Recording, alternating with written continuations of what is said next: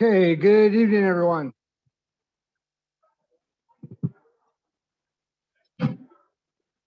A great way to kick off the holiday season. For those who celebrate Hanukkah, we're about halfway through. Christmas, Kwanzaa, and Festivus are right around the corner. So we thank you for giving up your first Wednesday of the holiday season to be here with us. We're joined by 45 of your virtual chapter peers, so we welcome them and apologize for the late start.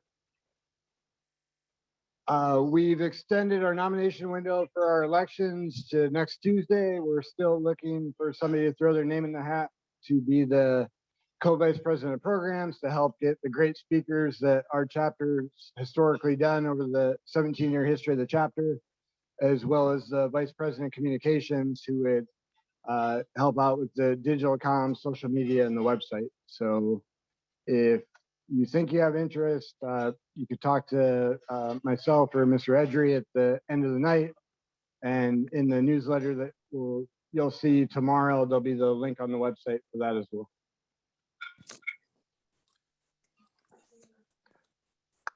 Okay, for our 2022 schedule, we will not be having a monthly meeting in January. The first week of January is historically a little bit of a busy time. People are readjusting to the holidays. We are working on a mid-month virtual lunch and learn that we'd have on a Thursday or Friday, so stay tuned for that. But our next dinner meeting will be right back here at Normandie Farm, Wednesday, February 2nd. And we'll have that speaker information and registration open probably the second week of January. So no meeting next month. So if you had the first Wednesday blocked off, you can unblock it for us. Okay, PMI Global is pretty quiet on the seminars world and speaker front for up until January. As we mentioned last month, they are getting in the software development business from a citizen development perspective. Citizen development is the ideology that anybody can be a software developer. They don't have to be technical if they understand the business processes of the company. So they're offering a micro credential for a little less than $250 and an introductory foundations course for $79. So if you have end of year education and training funding from your company that you have a couple weeks left to take advantage of, this would be a good use of that. Within the last 60 days in October and November, our chapter members have been busy. We've had more than 13 receive their PMP certification. We have a few in the room, so congratulations and thanks for being here.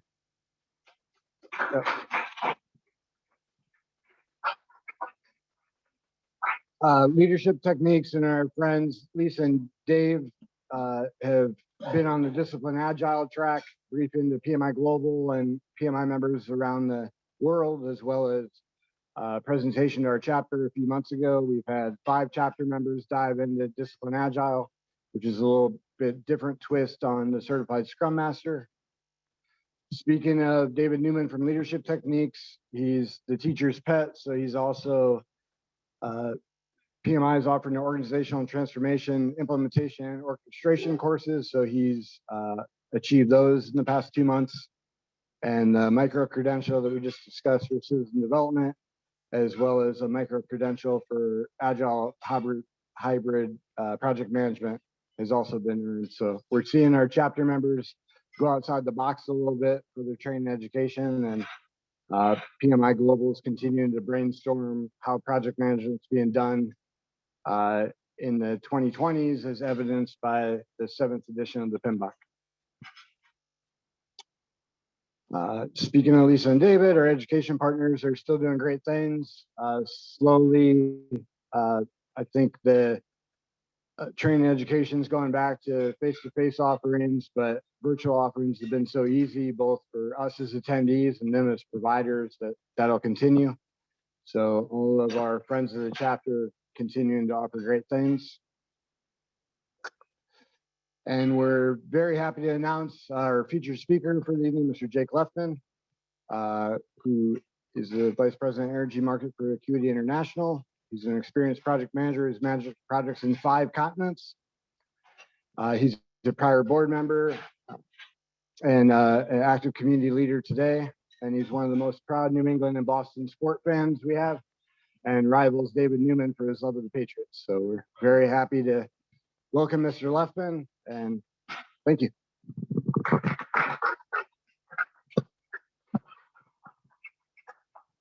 Okay, thanks, Matt. Well, this is a pleasure to be here.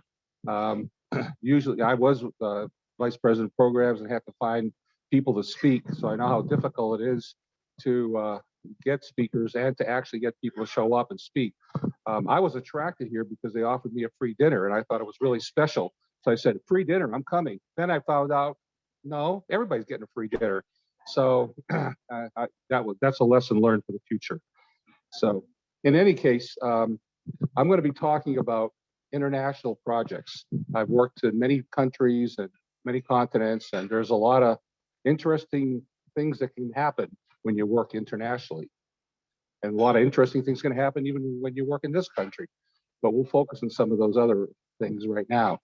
So, you know, you won a big job, your company won a big job, and they say, "Hey, Bill, got a deal for you. How'd you like to go, you know, work in Thailand?" And you go, "Yeah, that's really exciting. I've always wanted to go there. This will be great. I'm going to get on a plane and head out there." Well, when you go and you don't know the customs, bad things can happen. So things we're going to talk about is be prepared before you go to country, because every country has a different culture. And what we do in this country doesn't always translate. For example, like we use a lot of euphemisms, say, "Boy, I really hit it out of the park." Well, when I was in Russia and they were trying to translate it, they said, "I hit something in a park." And they looked at me like, what park? What park did you go to? And I said, "Okay, that's a euphemism. I can't talk like that." So little things like that you learn. The other thing is you want to really understand the scope and the expectations.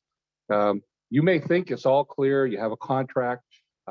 That's not really what the customer was expecting. They wrote something, and so that's something very important to understand. The other thing is, what are you going to do when you finish work? Well, you find out in some countries, it's so damn dangerous that after work, you're best staying in the hotel, because if you try to venture somewhere else, you might be kidnapped.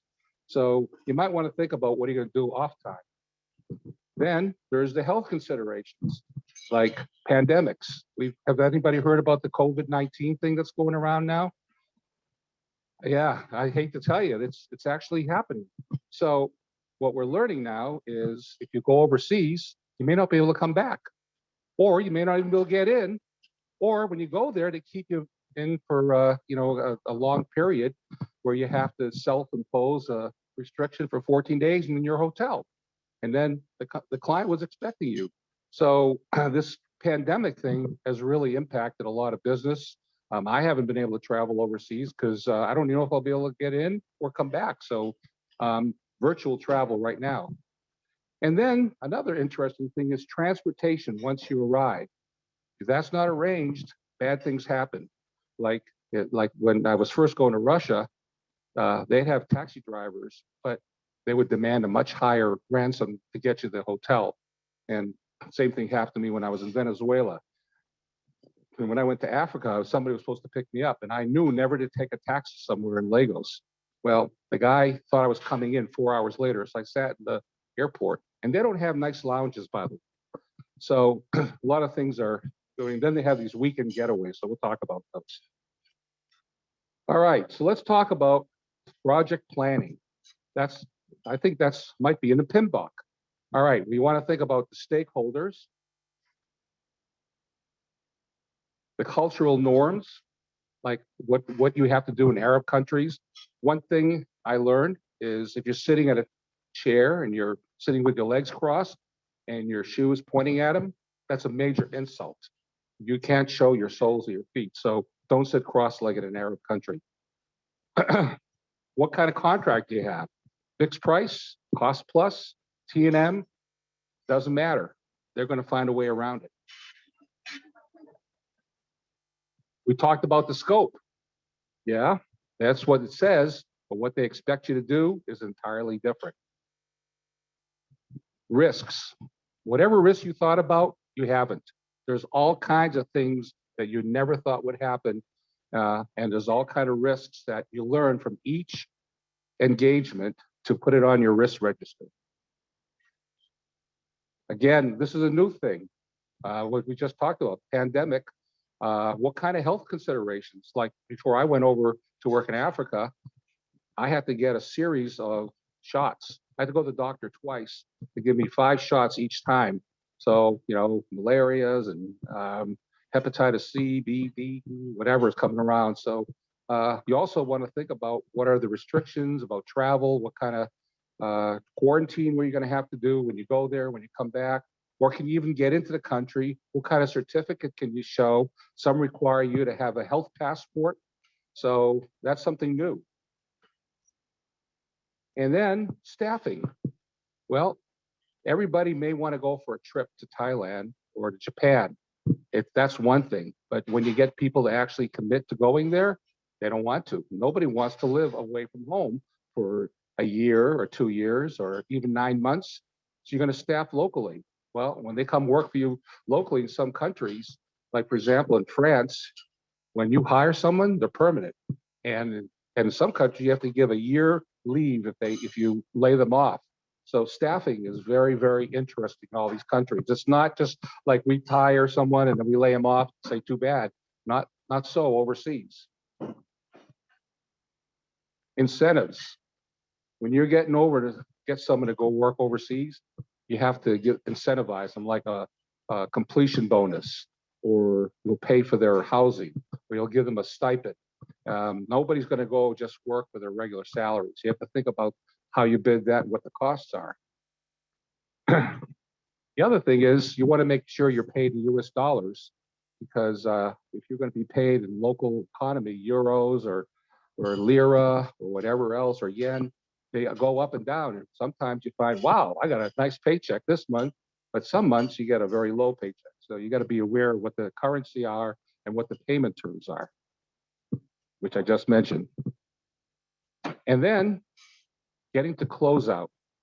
You think that's easy when you're done. They're going to hold out payment until they get all kinds of extra stuff that you hadn't planned on. Getting the contract closed out can take longer than doing the job in some of these things. In fact, one of the jobs I did, they're still there. And that was, oh boy, 10 years ago. So a lot of things to think about. It's not as easy as you would think. And then you get to mediation. Well, if you're lucky, you put in US terms, but a lot of them want you to go to their country for mediation. And guess who's favored? If you're in France, if they like the French companies. So you might lose. So think about what it's going to take for mediation. All right, so here's a scenario. 1.5 years, negotiate a contract. You have your top legal staff, everything's settled. You got your scope, you're feeling good, schedule, milestone, payment terms, you're ready. What could go wrong? Well, one thing we learned in a job in Germany, lack of specific acceptance criteria. So we deliver something and they say, no, that's not what we want to see. We need to see one more iteration. You got to do the software change to make it acceptable. And it turns out we never found out what made it acceptable. We lost so much money on this job, it was unbelievable, because we didn't have acceptance criteria. And in one case, we didn't understand the client who accepts the work. Okay, who's going to buy off on it? Well, when I talk about my next scenario, we'll talk about the client, and we turned out it wasn't one person, it was a committee. Did you ever get anything accepted by a committee? Never happens, because they don't want to be held liable. And if you're getting paid, not in US dollars, you're getting paid by the country, a lot of times these people cannot afford what they anticipated, and they don't have the money to pay you. So you're going to go try to sue them and get the money for a long time, and that happens.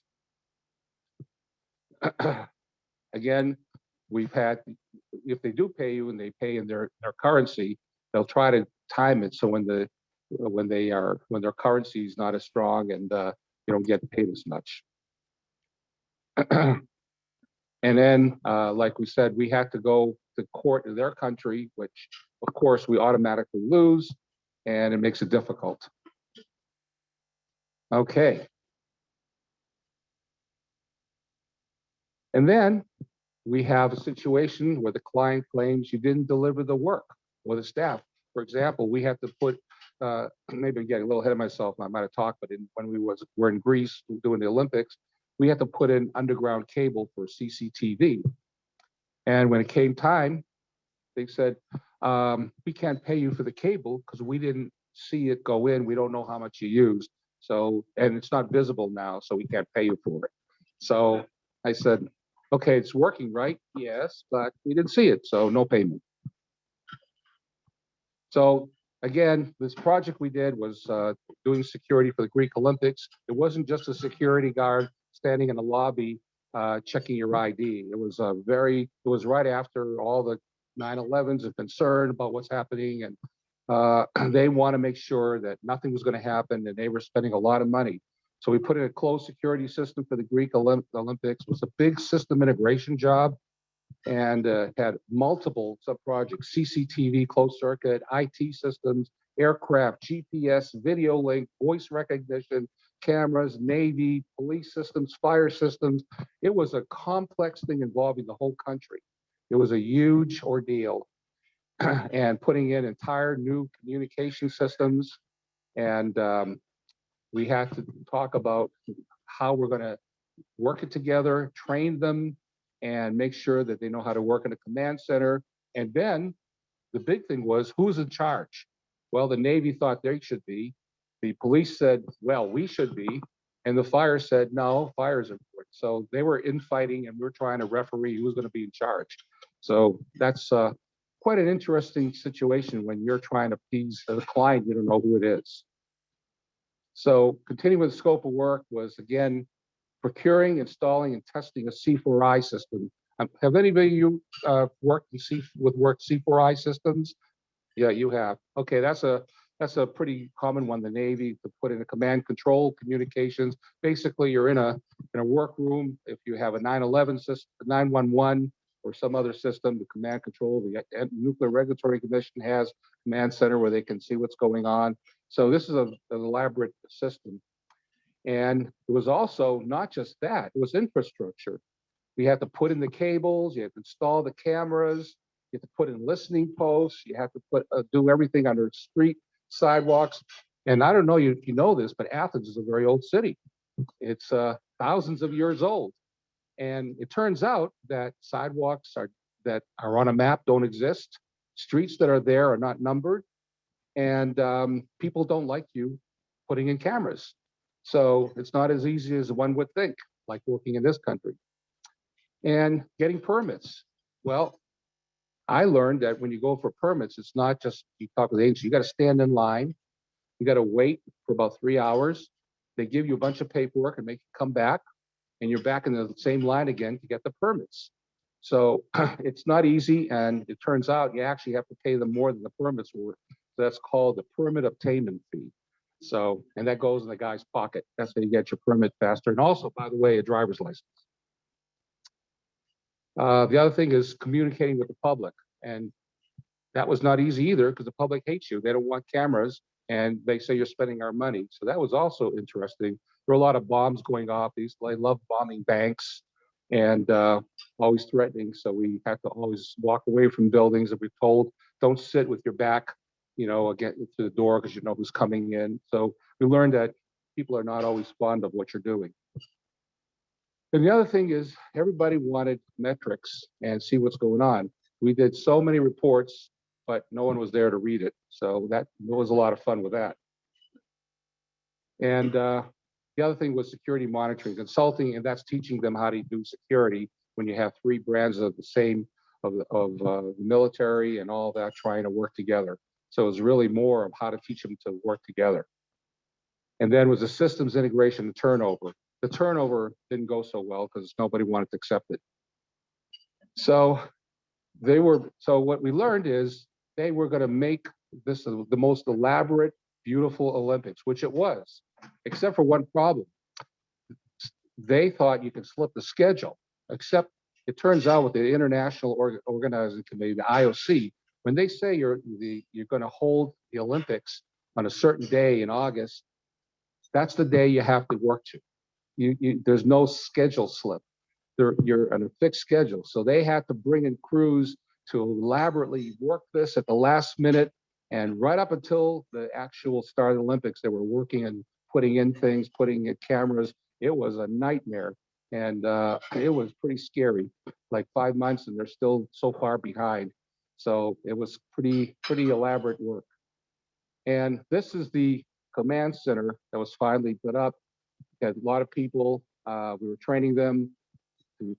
And they were have to look. Each one was assigned a particular security force. The police were monitoring certain things, and we were looking at the internet for threats. The fire department had to watch for potential threats of fire. And in that country, they had wildfires just like in California. So it's a hot month, fires happen, and people like to burn things too. So they were there, and the Coast Guard, the first time they've ever been in the same room working together. So that was an interesting experience there. And then the opening ceremony, I don't know how that happened, but it made it. It was beautiful. I was there. It was elaborate. It was really a great production. And a lot of money was spent on that. And the Greeks thought, hey, we put on a great show. Everybody will come to our country and we'll get it paid off in no time. Tourism will increase. And when during the practice, I was watching the U.S. team, everybody was booing them. But during the Olympics, we got a pretty good applause, mostly because Americans were there. And one of the things that they used for security was using this airship. It wasn't advertising over a football game. It was actually going around doing security with cameras, doing the air view. And one of the coolest thing was, lived in a house in Athens in a nice section, and this airship came by right above our house and did a nod up and down, like waving to us, because they knew that we were putting it in. So that was the highlight of it. But it was. I also got to ride in it. That was a pretty cool thing. So this was a $540 million contract. We were a company that was primed with partnered with a company that with numerous subcontractors from all over the world. They had Israelis doing some security, Americans, the Greeks themselves, Koreans, Australians. Everybody was getting involved with a piece of it. And the prime contractor was an international, well-known company. I'm not going to mention them, but the Greeks didn't like them. And they had problems with the government and negative press, including charges of corruption and graft. We were a sub to this big company. So they had asked us to do a lot of the work because they hated the prime. So we had to go to all the meetings because the prime couldn't be there. So that was some unexpected situation. Then they had a lot of management changes in our staff because it turns out they didn't like our project manager, and for a simple reason. He was an introvert, and he had his wife there and didn't want to go out after work. Well, it turns out that they actually want to know you, and you go out to dinner with them. You go out and have a glass of wine. You get to know them personally. And our project manager didn't do that. He thought he should just do his job. So they really gave him a very hard time, and had to do some changes. And there were thousands of tasks and work activities categorized by WBS structure. So they had to have several project control people just to track the amount of tasks and subtasks that had to be accomplished in a very short period of time. So if you were in project controls, you actually made some pretty good money there. So the big thing is, number one, we learn in, when you're a PMI going for a PMP, you learn about stakeholder, right? Stakeholder engagement, make a stakeholder plan. And who are they?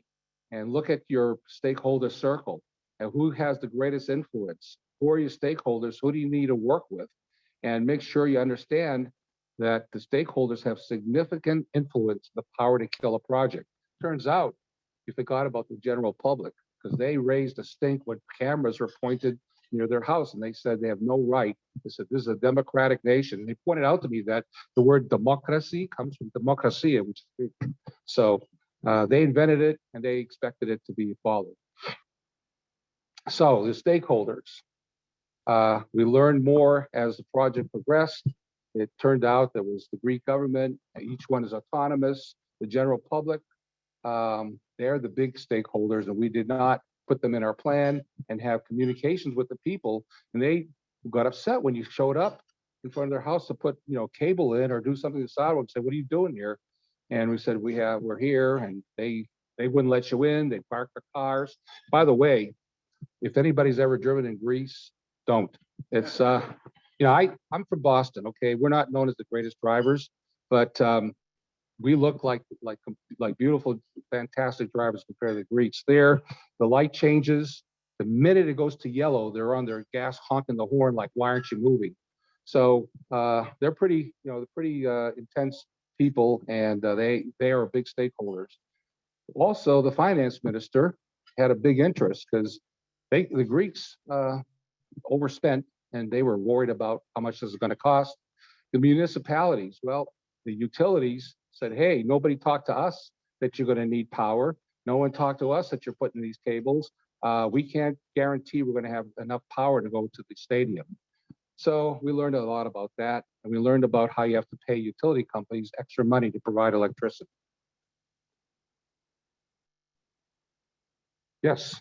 How receptive were they to your risk management? They think, well, he doesn't understand Greek culture, those aren't risks, or were they? Right. Yeah. So what they said was, "You guys are just trying to pad it. These are crazy risks. It's not going to happen here. We're a good country. We know what we're doing. Don't worry about it." But they were not. They didn't believe all the risks, and they thought we were hyper sensitive because we were very concerned about security and made a big deal about it. And they said, "Nah, we got a handle on it. We've been around for a long time."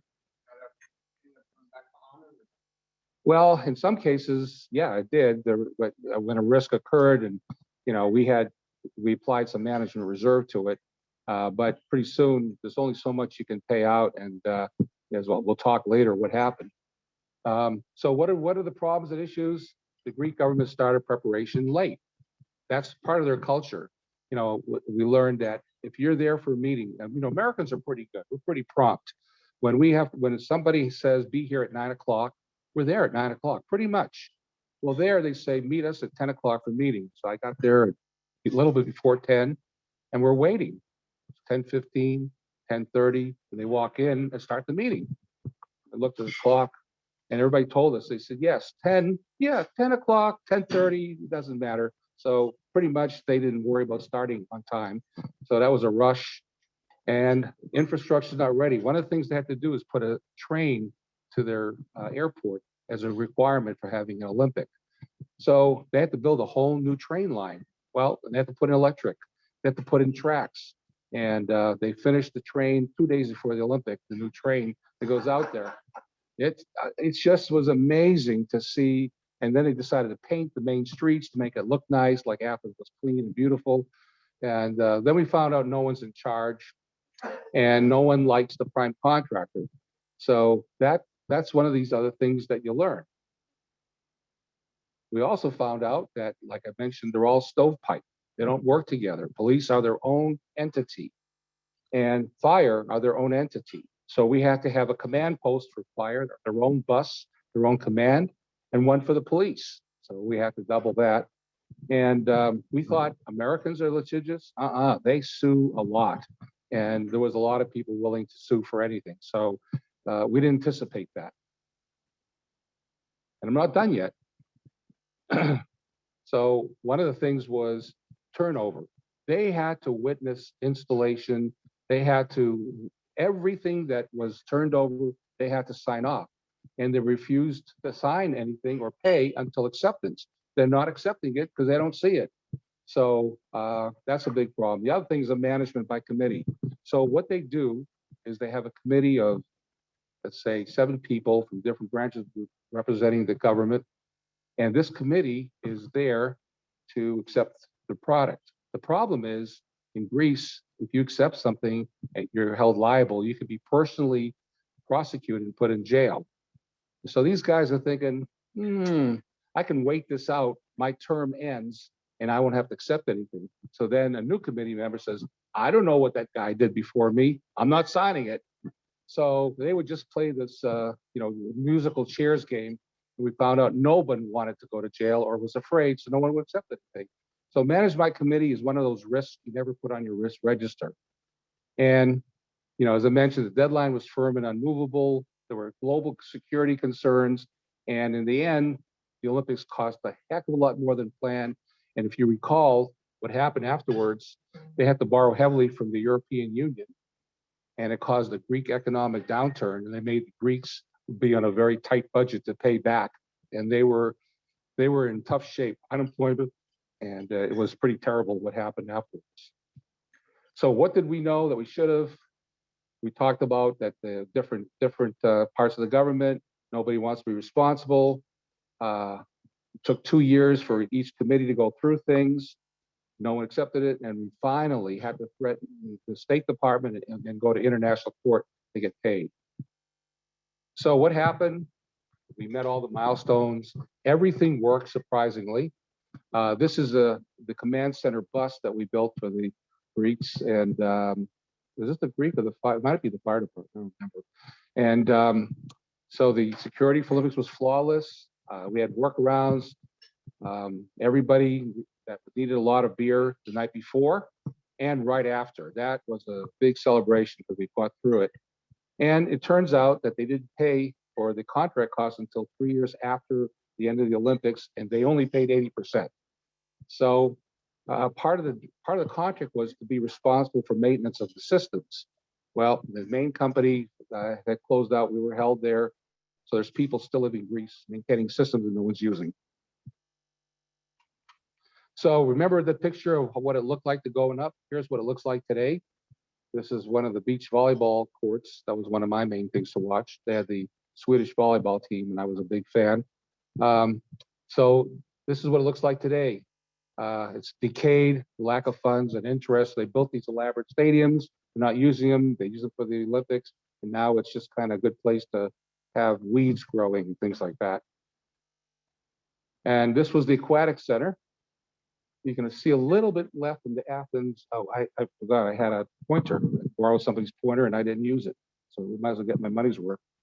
Okay, so you can see here, we had a little bit of the Athens 2004, but it kind of fell apart due to all the rot and everything falling apart there. This is what happens when you spend all your money on the event and nothing to maintain it, or no use later, or nobody to turn it over to. So there's a lack of funds.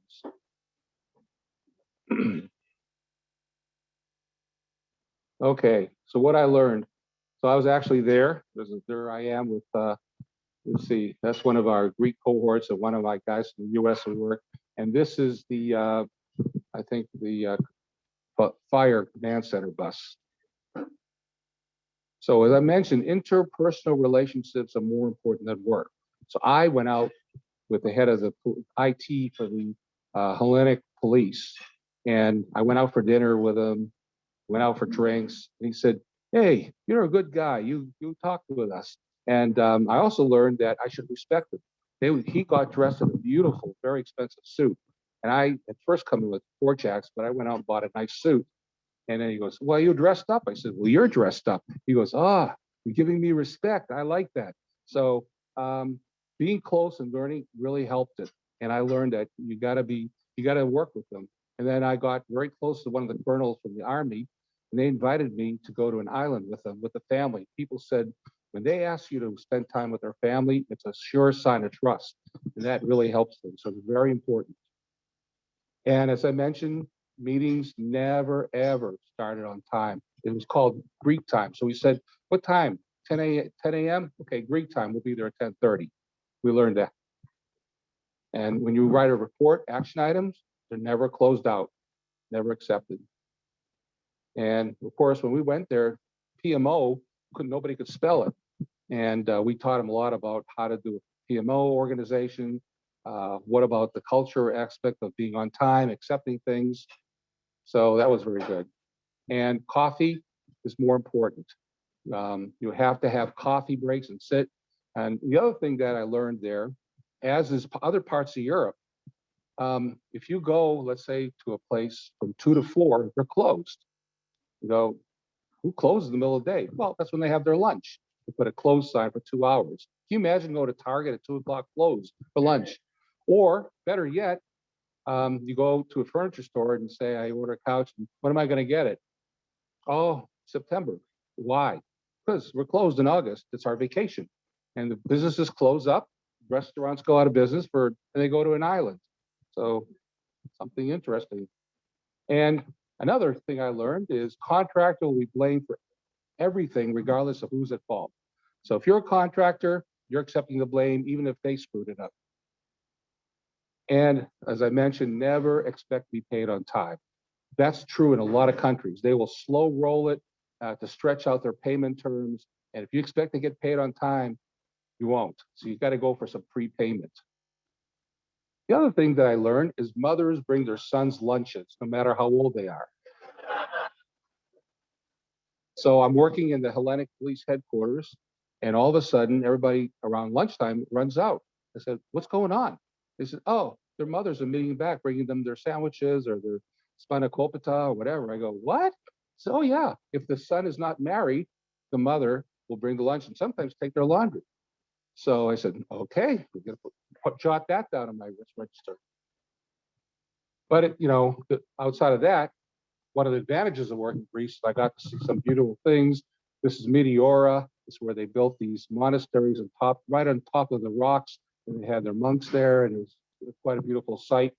The haze is from everybody burning cotton and tobacco fields, and instead of trying to till it down, they just burn them and cause air pollution.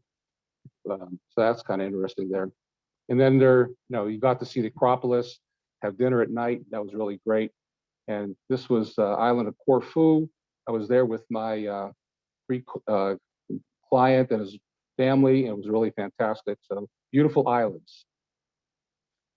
So now we'll switch topics and talk about working in Venezuela and Colombia. So when I first got a call, hey, can you come down and help us in Venezuela? I said, oh, I've never been there. Should be interesting. So flew me down to Caracas to put me up in a nice hotel. And I said, wow, this is beautiful. I'm going to enjoy this. So, I went down for dinner, and I went to a Japanese restaurant. Really surprised they have a Japanese restaurant in Venezuela. I sat around the table and I started talking to Americans. And they said, where are you from? I told them, I was in California. They said, oh, welcome. They said, how'd you get here? I said, I took a walk. They said, you walked? I said, yes, not that far. They said, how are you getting back? I said, same way I came. They said, you can't. I said, why not? They said, because you'll get killed. At night, they'll rob you, beat you up, kill you, whatever. We must drive you home. So they did. So a lot of things can happen. So we worked for major oil companies. We had a big IT outsourcing support contract in both countries. They were in remote locations. And we learned we had to try to get them to have one culture. And we found out there's a lot of resistance to culture change because that's not the way to do it. The other thing that was going on, there was high inflation and currency fluctuation. So our payments varied. It was pretty tough. And it was very dangerous. We had real kidnapping threat. And in Colombia, they told me, hey, Jake, listen, we got to have a driver for you. And each day, they're going to pick you up at your hotel. But it's going to be a different driver, a different car, a different time, and a different route. So I'd get a note who's coming and what time of day it was. Well, when I was one day I wasn't feeling well. So I said to the office, can I go back to the hotel? He says, yeah, I'll get your driver. So I'm waiting. My fever is like 102. I'm boiling up. And I'm waiting. I said, where is he? He said, let me ask. He said, oh, he'll be here soon. So another half hour went by and he came. He said, sorry, I had to clean up the glass from the car. I said, were you in an accident? He goes, no, someone shot the window out at the red light.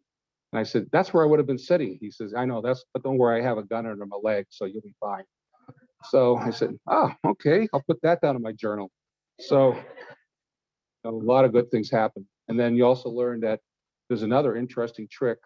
I was taking a subway in Caracas, Venezuela, and a woman dropped her books and purse and everything, and she's bent over. I said, "Oh, I'll help you." Well, while you're helping them, they actually pick your pockets and take your wallet. So that's another famous trick. So a lot of things to learn when you're traveling overseas. Why is this not moving? Okay. So when I flew into Caracas, I said, wow, this looks beautiful. So, and then it's all lit up at night. It's a nice modern city. So this is pretty nice. I think I'm going to like it. And this is what it looks like during the day in some of the areas you don't see, the barrios.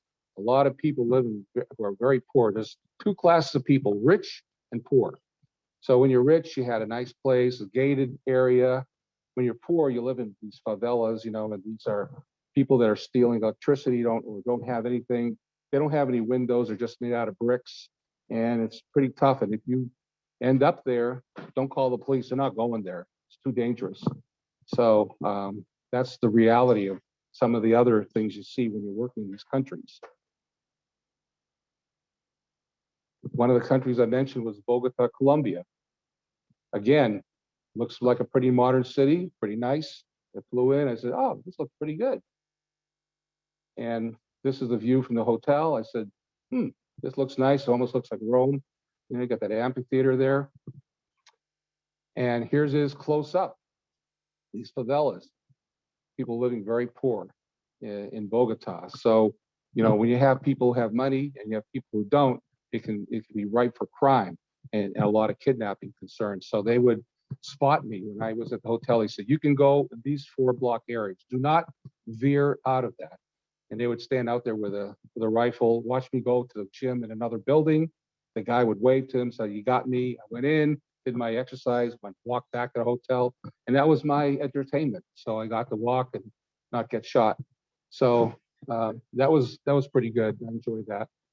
And so one of the reasons why it's hard to do IT is a lot of the oil companies have these locations in these very remote areas, like in the jungle, like in Colombia. And when you're out there trying to work and put in some installations or cameras, you don't know what's out there. There's all kinds of critters and dangerous people and people who don't like you. And it got so bad that even the Colombians wanted to work out of Miami. So they set up shop, and the local oil company had a big showing in Miami, as did people in Venezuela. So when I learned they're leaving Colombia, I sure as heck was not staying around. So I also left that country after we did our initial engagement. And at the time, I worked for a pretty entrepreneurial company, and the executive vice president, I was briefing him on the project. He said, I got to ask you something. Why'd you go there? And as a good consultant and someone, I said, because I had a charge number. I was able to bill and I wasn't going to be an overhead. So he laughed. So that's how they get people to go. They say, you'll get paid. So we went and did our jobs and learned a lot about working in these countries. And in Venezuela, a lot of fun things can happen to you. I was in the airport, and we had to take a domestic flight. Someone offered to help us get to the counter. Turns out they were trying to sell us a fake ticket. And you know, there's many ways to take your money. And my last time, I think it was in Venezuela, I was supposed to have a driver. Well, somebody knew about these drivers. They put up a sign that they're working for this company, took me in the car, and I'm driving along, and right after we get in the tunnel from the airport in Caracas, he says, excuse me, you have to pay $100. I said, no, the company pays it, so don't worry about it. He goes, no, new policy, you pay now. And then I realized, I said, oh, this is not my driver. And he has my passport and my luggage in the trunk. I'm going to end up in one of those favelas I'll never be seen again. I don't know what happened. Before I left Dulles Airport, I went and got some $100 bills. Normally I don't. I don't know, something made me do it. And I gave them the $100, and they actually drove me to the hotel. And I asked them to give me a receipt. They did. So I told them, it was a scrap of paper. They said he paid $100. And then I told the manager of the company, he said, oh my God, you're so lucky. A lot of people wouldn't have made it. So I said, I did. And I'm going to use it when I talk about it at PMI. So what are the lessons learned? Recognize risks when you're going with an unstable government. So we we were excited to work on and get a new contract to engage them into a new company, and we didn't understand what it is to have an unstable government. So the government that when we were there was Chavez, now it's Maduro. Well, Chavez did not want the oil company people working in a private company. He said that we're all thieves and we're working for the FBI or the CIA, and he said he had proof. What was our proof? Well, I worked for a company called SAIC at the time. And he said, look at it backwards. That's CIA's. Aha. So he said, everybody out and give us back all our infrastructure, all the people. Most of the Venezuelans who joined the company left and moved to Florida. So they took the money with them. So if you're going to work in these countries, understand that changes happen, dictators come in, and you're not going to get paid, and you're not going to do the work, and they're going to kick you out. You know, talk about inflation. Venezuela had severe inflation, and when they pay you in their bolivars, doesn't mean anything.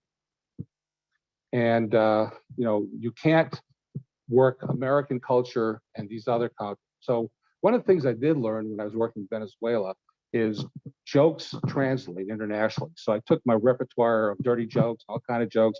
We sat around the table. The other thing I learned is drinking is universal. So there, when they fill up a whiskey glass, they're not kidding, no rocks and filled up all the way. So I made a mistake. I finished it, and then they must fill it up again. So by the time we finished the evening, I don't know what I said, but they all loved it. So it's very important to work with it. And when I found out you hang out with people, you commence it, you talk about it, it works.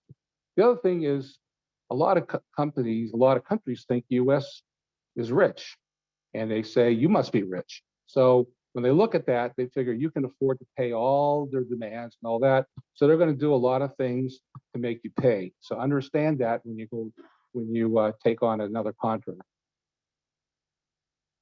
And we talked about kidnapping and security. That's always there. I'll talk about what happened in Lagos, Nigeria, but there's a lot of things that can happen to you. So be aware that when you go to a country, it's not all fun and games. You got to be prepared for everything. So who else has anybody worked internationally? All right. Anybody have any good stories? What happened to them? Any kind of unexpected risks that you encountered? Anybody want to give a shot? All right. Yeah.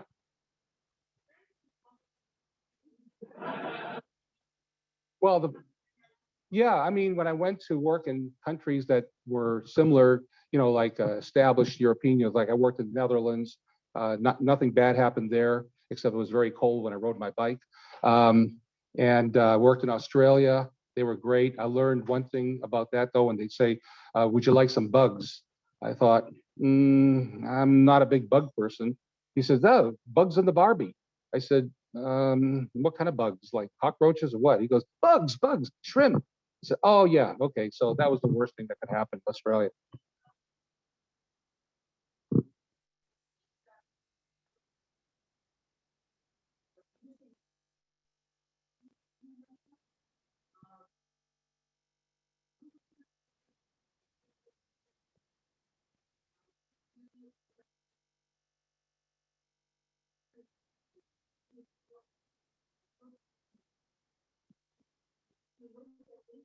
Mm-hmm.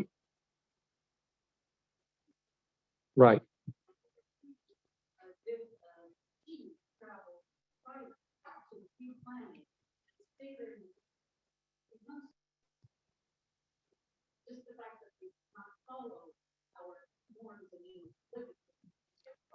Yeah, so for those of you that didn't hear it, she brought up three good points. Is that you need to do pre-planning. You should have people who have dual citizenship who can navigate and also have a local agent.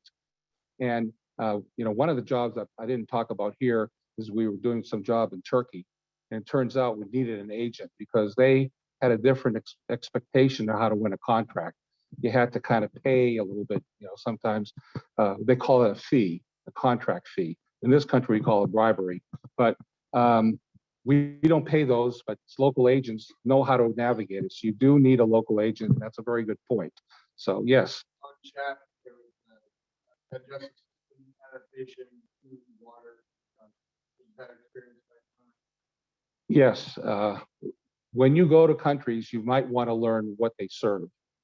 I was in some remote parts of China, and if everybody knows, you don't drink the water, you don't drink and don't take ice cubes because that's made from the local water.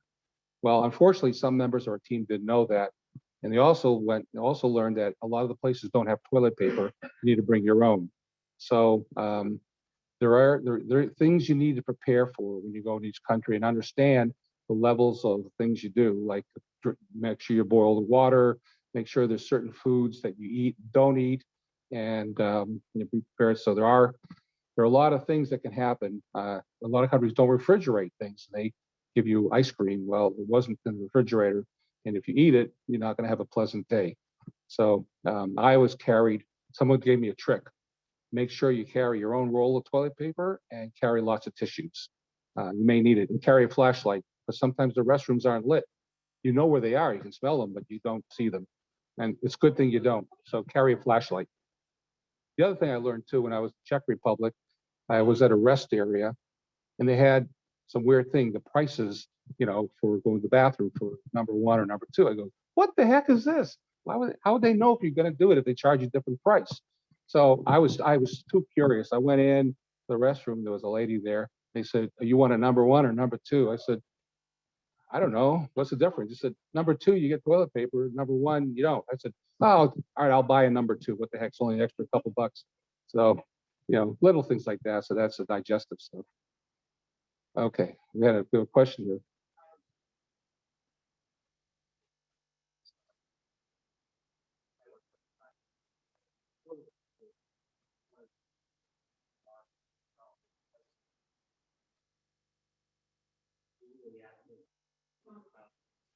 Yeah, I was talking with one of the people at the table. When you're working in Saudi Arabia, they have very strict culture. They have religious police, and you want to follow the culture. Women basically stay in the compound. And if you're going to go, you have to go with your husband or a family member. You can't be unaccompanied. You can't drive there. So if you want to get in the car and drive, don't. You can't.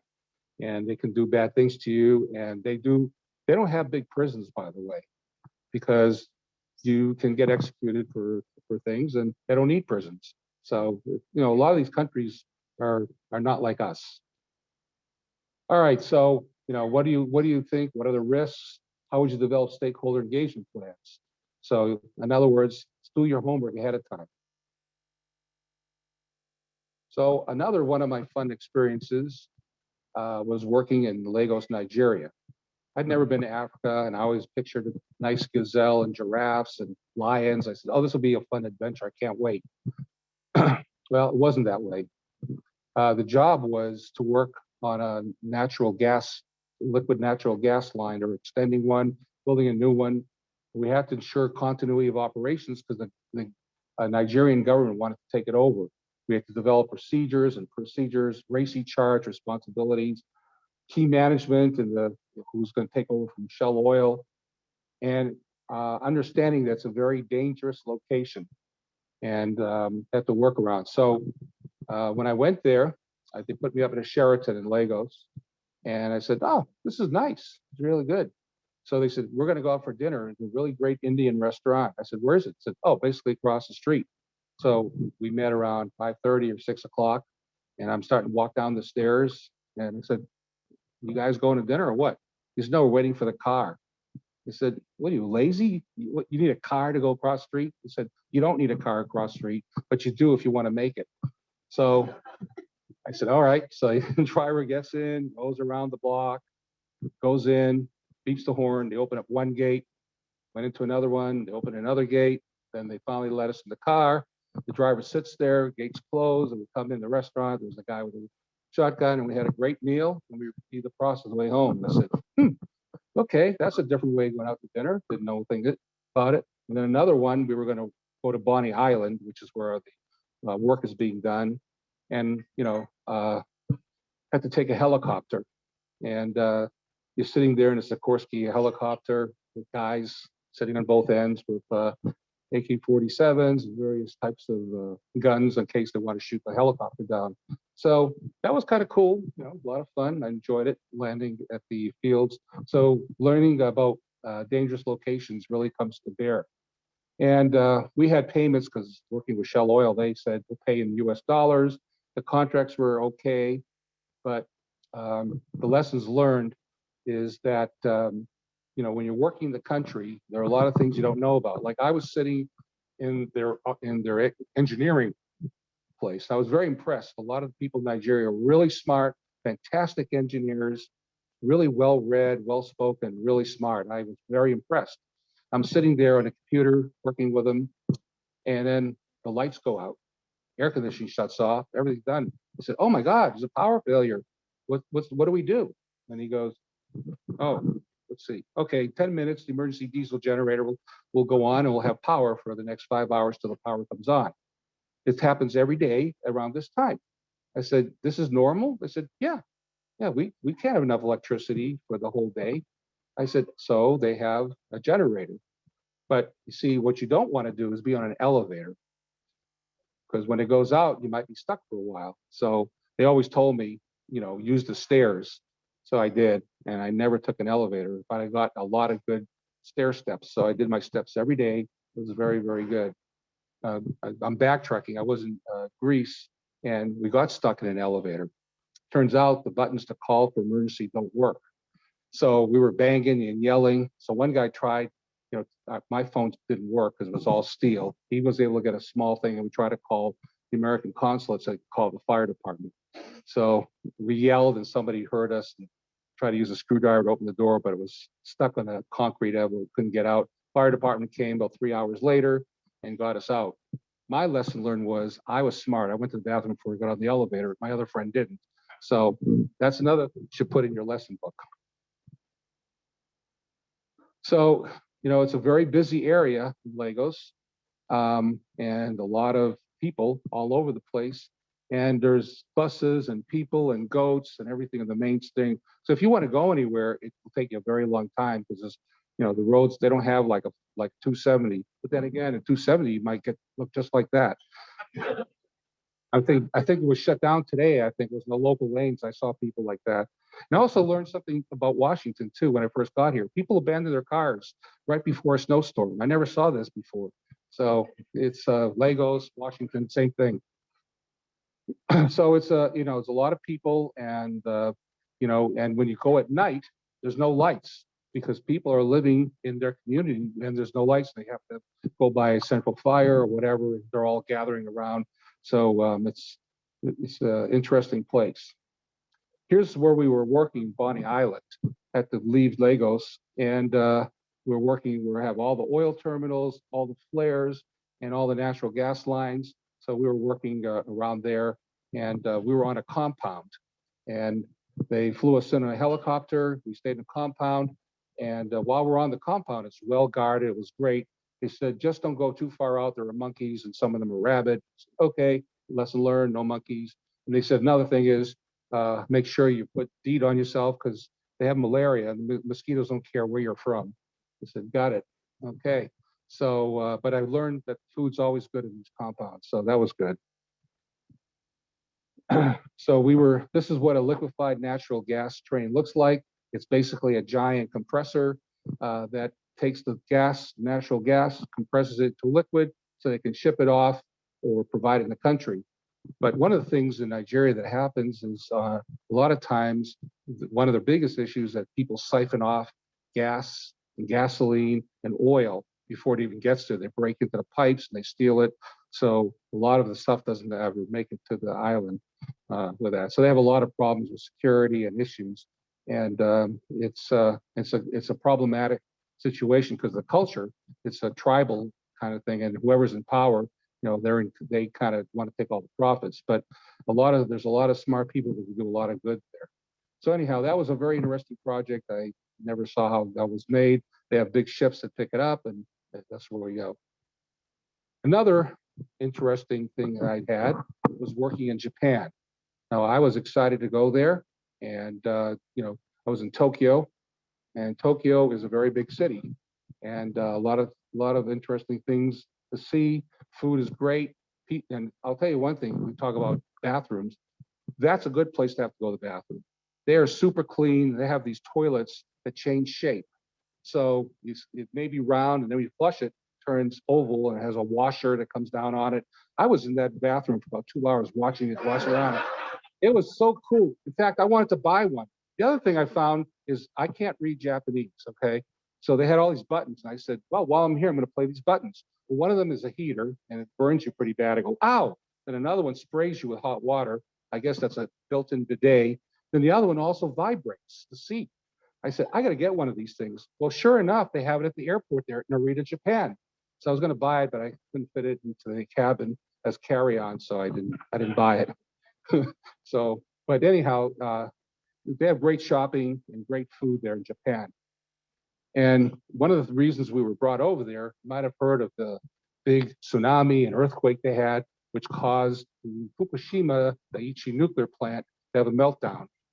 And one of the things, having just come from working, one of my jobs is I was working at San Onofre Nuclear Generating Station, California. And we followed this. And I was telling everybody, don't worry, they have safety systems, and everything will be fine, it'll go on. And then you watch it with steam coming out. I go, steam and black smoke coming out of a nuclear plant can't be good. And then we saw it one after the other, and they all exploded. And what we learned is that the plant did not have a problem because of the earthquake. It survived the earthquake. What happened was the tsunami came higher than what they had. It flooded their emergency diesel generator, which supplied power. And they didn't have enough pumps. They didn't have enough power to power the pumps to push in water. So when the reactor didn't have water to cool, it got overheated. And then the fuel melted and caused a big release and caused all kinds of problems. So one of the issues they had in Japan is people there got very upset. Why? Because they had to evacuate the entire Fukushima province, that whole area. And people were not happy because their livelihood was there. They had generations that went fishing. So one of the things they were faced with is that they were cleaning up is collecting radioactive water. Well, the water, whenever it was raining, was going to the plant, and they had to pump it out. And then they stored it in thousands and thousands and thousands of water storage tanks, taking the radioactive water. And they couldn't release it into the sea because nobody wanted it, and everybody was afraid you're going to have radioactive fish, and nobody would buy it in their thing. So they were holding it. And finally, I think they got some permission from the government to do some releases. They had some cesium, but it's in a main water area, it gets dispersed. So, but being in the country was very interesting. I experienced some great things. I was telling people about, going and having dinners and having geisha. And one of the things we learned is that, when you're working there, wait a minute, I'm doing it. Oh, always helps to hold it the right way. You don't want me to repeat what I did about Nigeria, right? Okay. Japanese protocol. Okay, one of the things when you go to Japan, they're very, very cultured, fine people. And when you first come in, you bow and you give a business card. They'll give you one. And it's even better if you have it translated in Japanese. And they also, Americans are pretty eager to get into the business. Okay, so here's what we'd like to do. And what do you think? Can we come in? No, you're not going to get a job. First, you got to talk about your family, show them pictures, talk about where you're from, get to know them. And then the other thing is, you should know that if you're coming there, they're going to give you a gift, and you better have one too. But don't embarrass them by bringing something very elaborate and very expensive. You want to have something that's just right. And also understand that they judge the wrapping paper. If you buy this cheap stuff that you might get at Walmart, Christmas time, this thing that you give, like when you wrap the present, it rips when you put the tape on.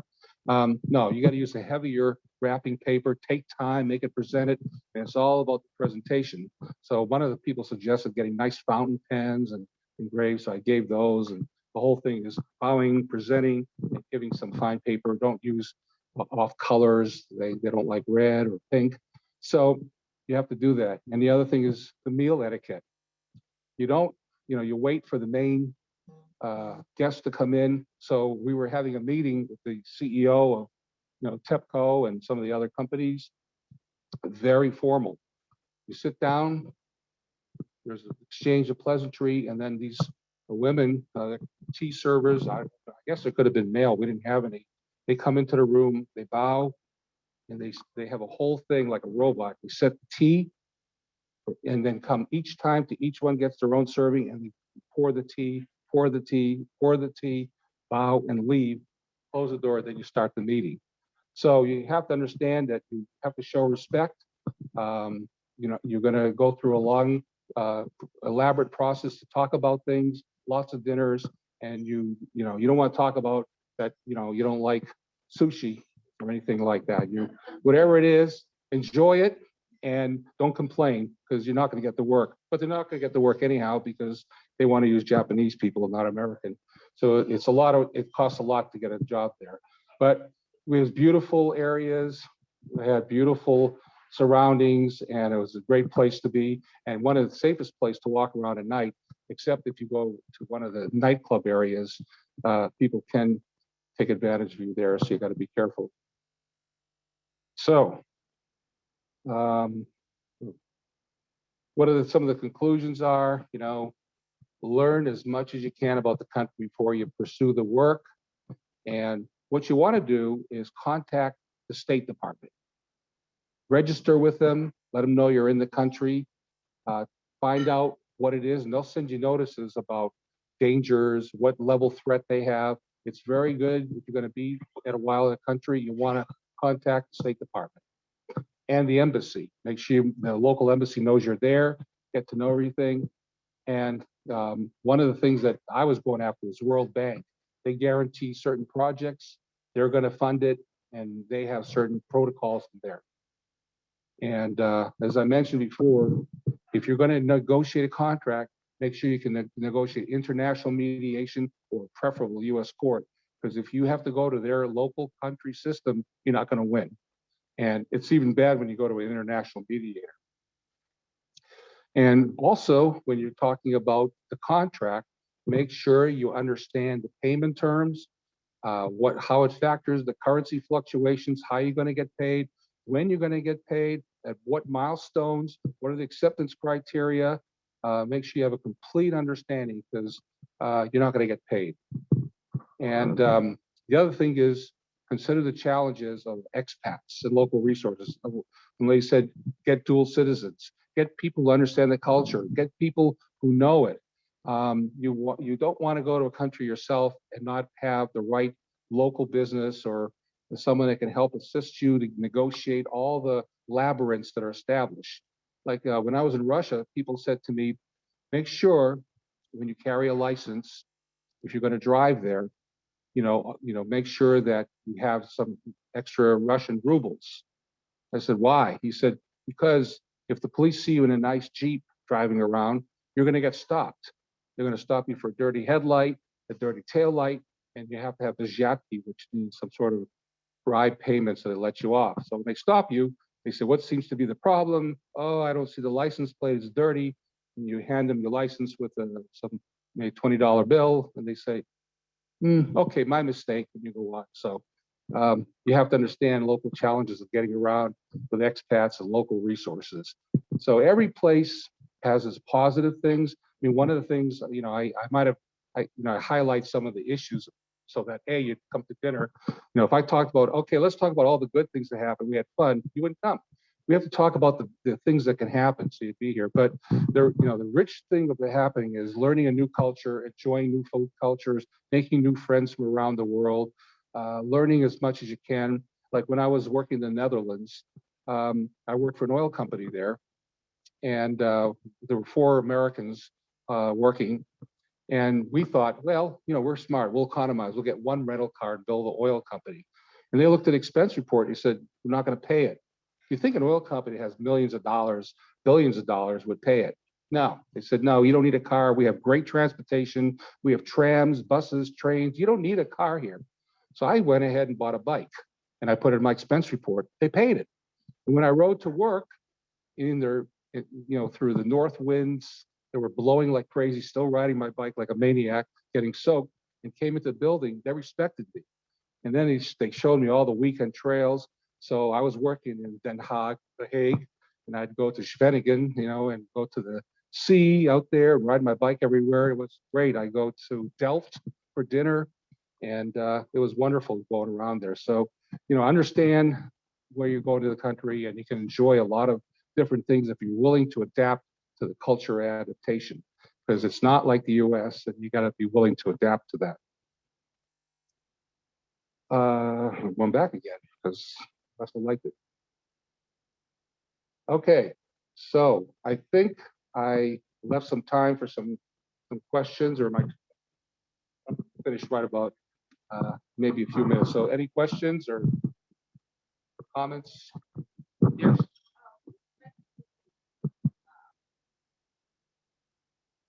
Yeah, women have an extra area of concern, and that's personal safety. But on other hands, we should be aware that in some countries, it's much safer for women to walk around at night than it is in our country.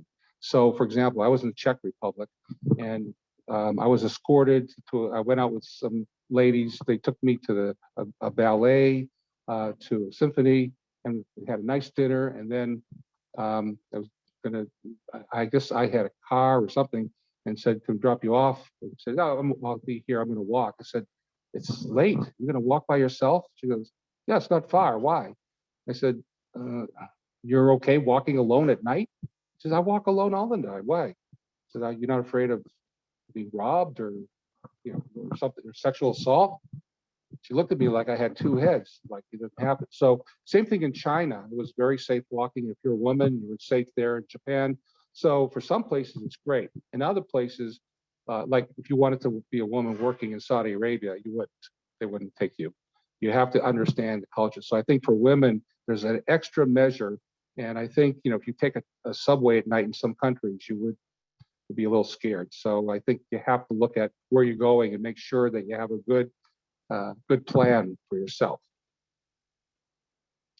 But in Europe, women are, have high level positions and they're accepted. So it can work well if you go into a well-established first world country in Europe. Yes. Pardon me? How do I get these jobs? Well, I pulled the last straw because I learned something.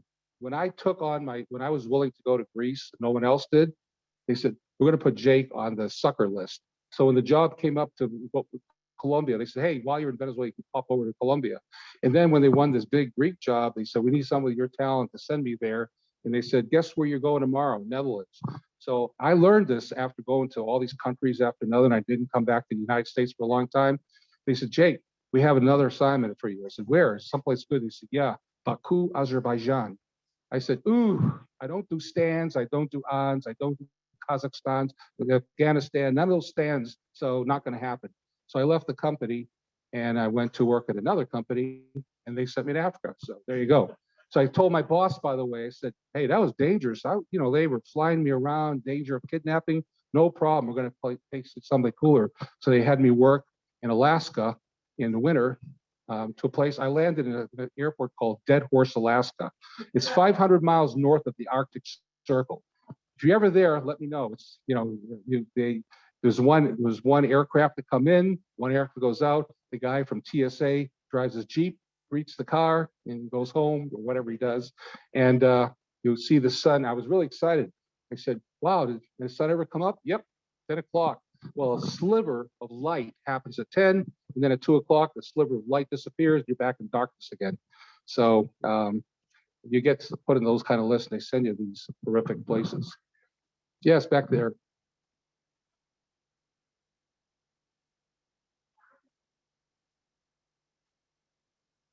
Well, there's yeah, Craigslist. Well, you have to usually if the people may be recruiting or executive recruiter will find someone for international projects if they can't find it. But a lot of times, the bigger companies that win that already have a cadre of people that are very experienced because they bid them on the job. So if you can get in with a large company and you have certain skill sets, you want to contact the companies that go after it. Because you yourself, as an independent, if you want to win work, you better have big pockets. You never want to be going in on your own. You want to go with a bigger firm that has the big pockets. So that's who gets it. Yes.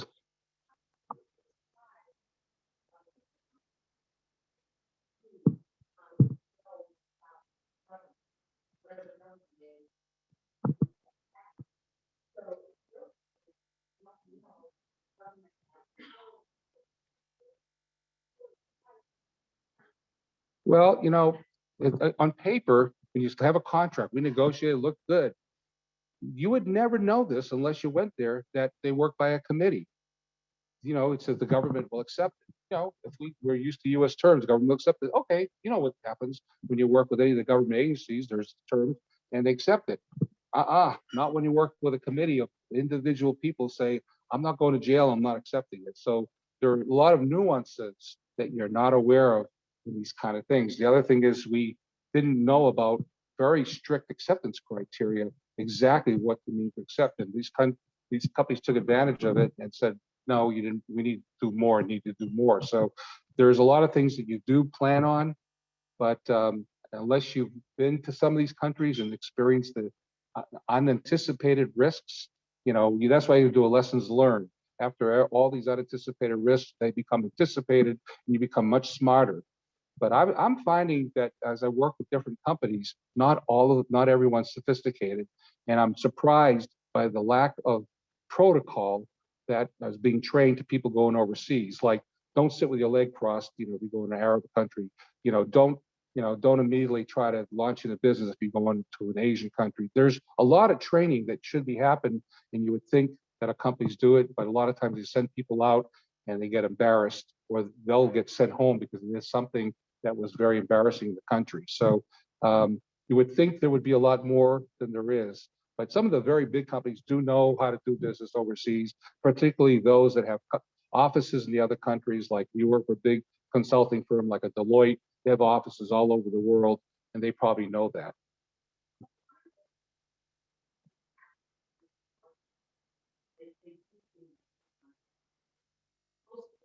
Yeah.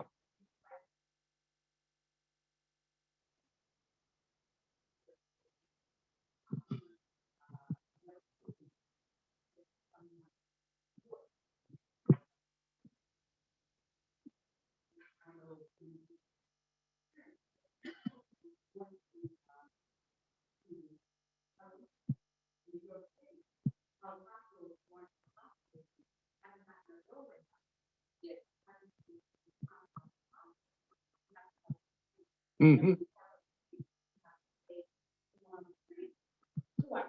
Right. Right.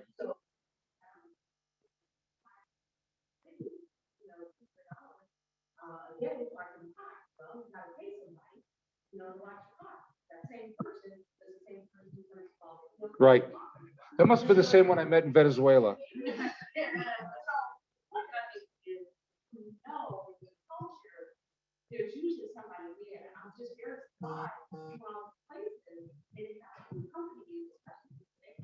Yeah, well, we did have security in a lot of these countries. They did protect me and they did show me with bodyguards. But yeah, these are just things that I hadn't anticipated. But now that I've been a lot of places, everybody sees that have that. People want me to go these places, and now I can just say no because I'm done.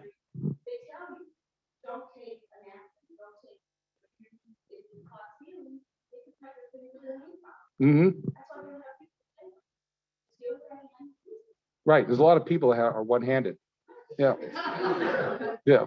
All right. Well, I'm sorry if I kept you any longer. I'm willing to take more questions if you want, but I'll turn it back.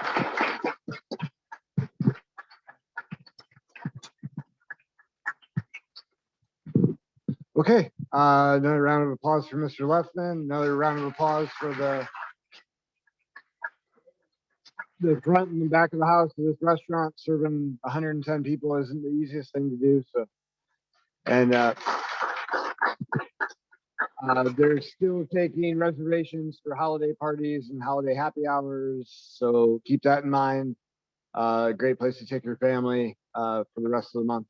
And we'll see everyone the first Wednesday of February. Happy holidays, everyone. Thank you.